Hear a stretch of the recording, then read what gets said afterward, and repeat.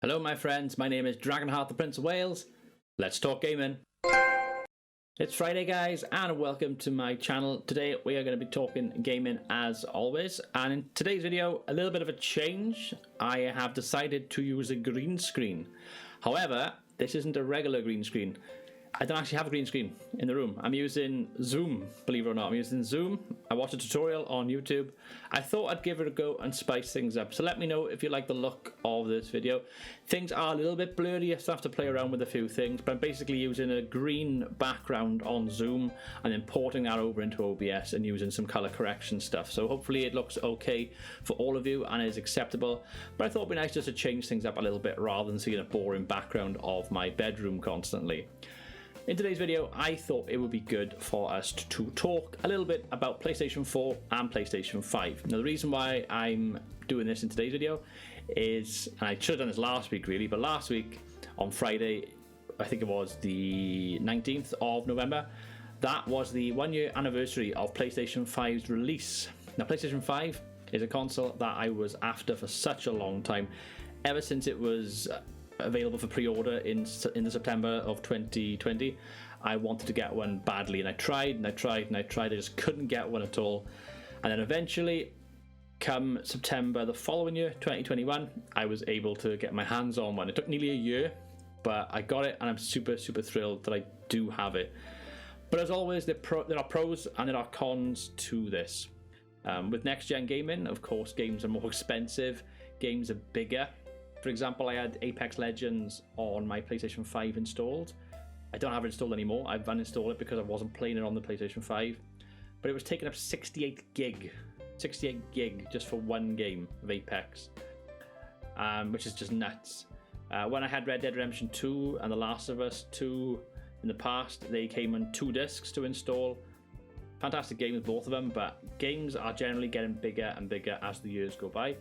More time is taken on some of these games. Well, we like to think that more time is. Sometimes games are rushed out because developers want them out straight away, and they flop. Those games tend to flop. Cyberpunk, I'm looking at you. But generally speaking, game sizes are getting bigger. There's more assets in games. Game worlds are getting bigger as well. And the technology is always advancing, and there's new ways to do things.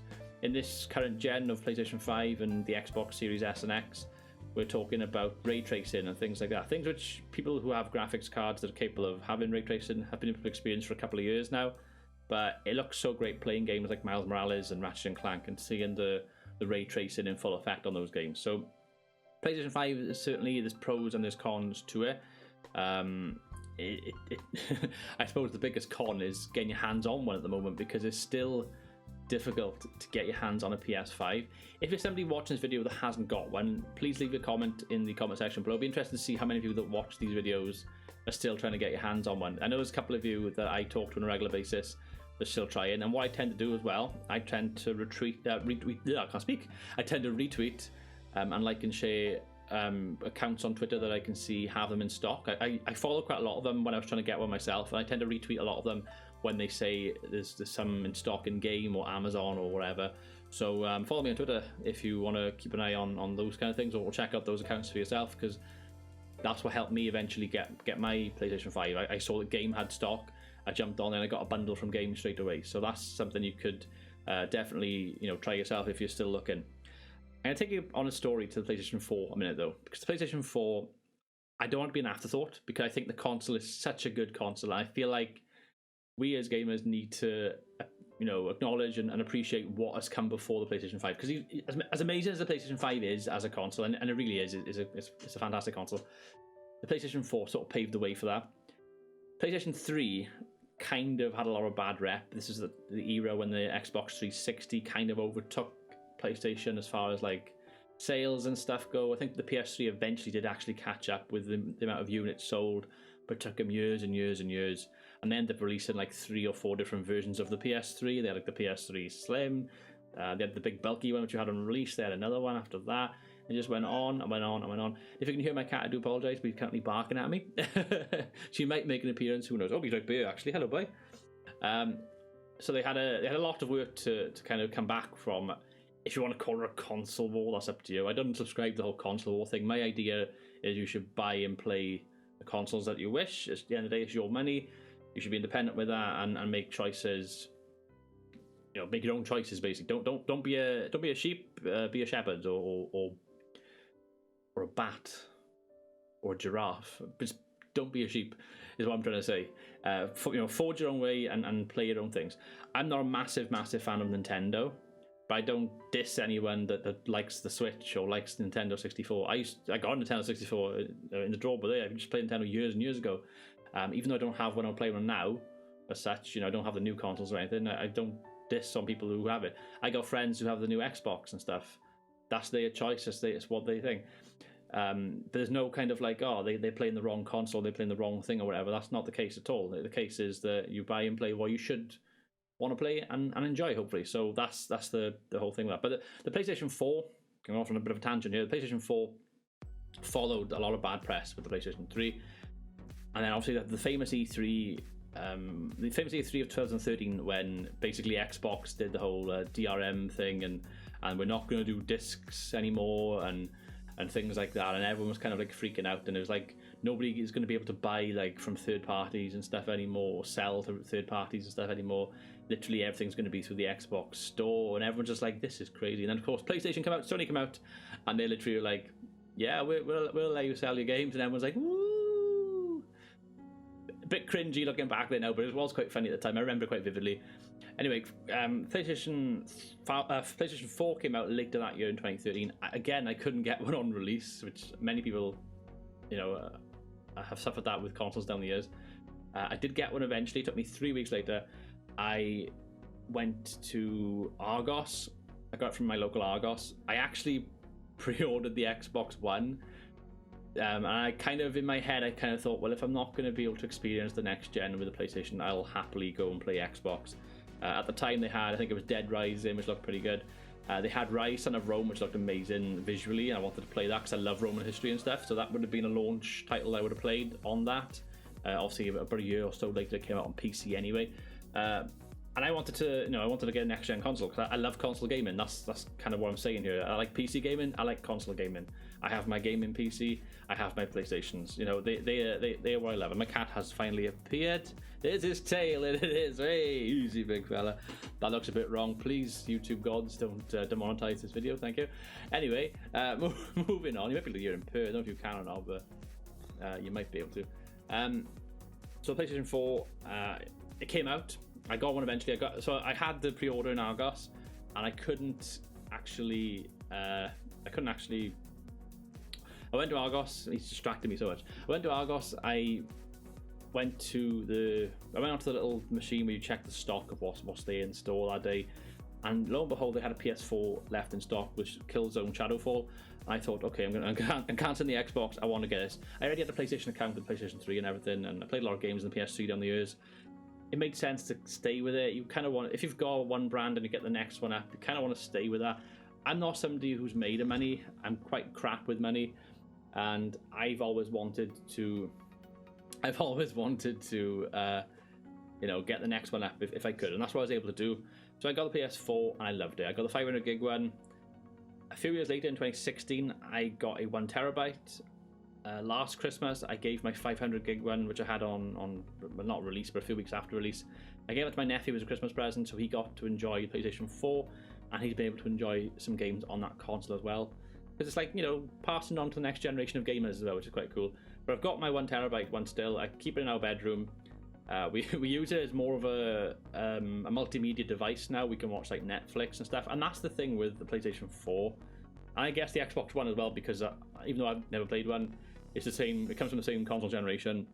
They basically promoted so much the use of multimedia things. Like, no one buys DVD players anymore. No one buys, like, for example, years and years ago, I had a box called a BT Vision box, where basically if you had to be like a member of like BT, but you could watch like programs on it, a little bit like what you've got with Netflix and stuff. I actually started watching Dexter through BT Vision. Season 3 of Dexter was on there, and I started watching that. That got me hooked on Dexter. But back then it was quite good, but it's kind of something before its time, really. And it wasn't long after the sort of the thing of Netflix and Amazon Prime and all of these kind of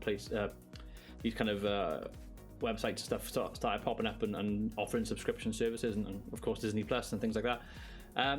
And PlayStation and Xbox were at the forefront of this. You know, these big consoles were basically like, well, you can be gamers and buy them for the games, but you can also, at your own leisure, watch all these different programs and stuff. And you can literally spend your entire weekend just sitting in front of the TV, watching live streams on Twitch, watching YouTube videos and series and stuff on YouTube, watching Netflix and chill, you know, or watching Disney Plus and catching up with your latest Star Wars things or whatever. They're great for all of that side of things, but then they also did the gaming very well. PS4 in particular, which is what I'm going to talk about because it's what I'm used to and everything.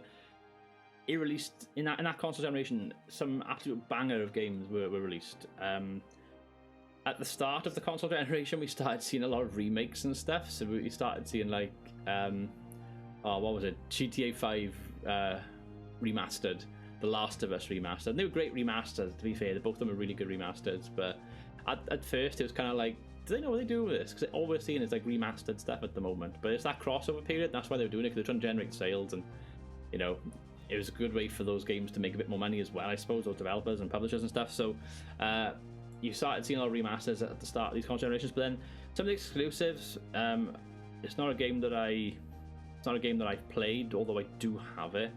And that's the oh god, what's it called? I should have come prepared for this. Not Bloodborne. Got there, but Bloodborne. I had it with my bundle when I got my console. Bloodborne, people praise the hell out of Bloodborne. People who are Dark Souls fans and Souls games fans say it's one of the best games ever, and it's one of the fantastic games you can play on PlayStation 4 that came out in that generation.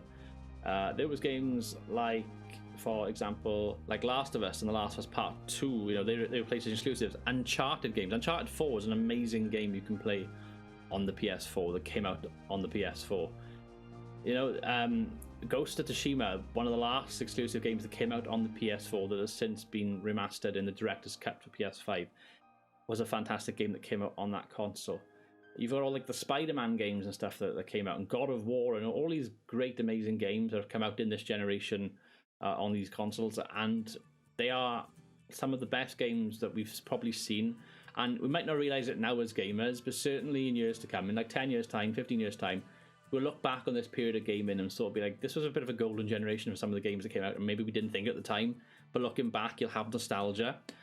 Just like I look back at like Spyro the Dragon and the original Tomb Raider and Croc, you know, games like that came out, and Gex, for all those, you know, that's a really wild card one, Gex, and Team Buddies. These were games that I grew up on the PlayStation 1. You know, you look back with a lot of nostalgia. Crash Bandicoot, the original Crash Bandicoot games. You know, a Crash Bash. I used to love Crash Bash. You know, these are games that came out, and I used to absolutely adore them back in the day.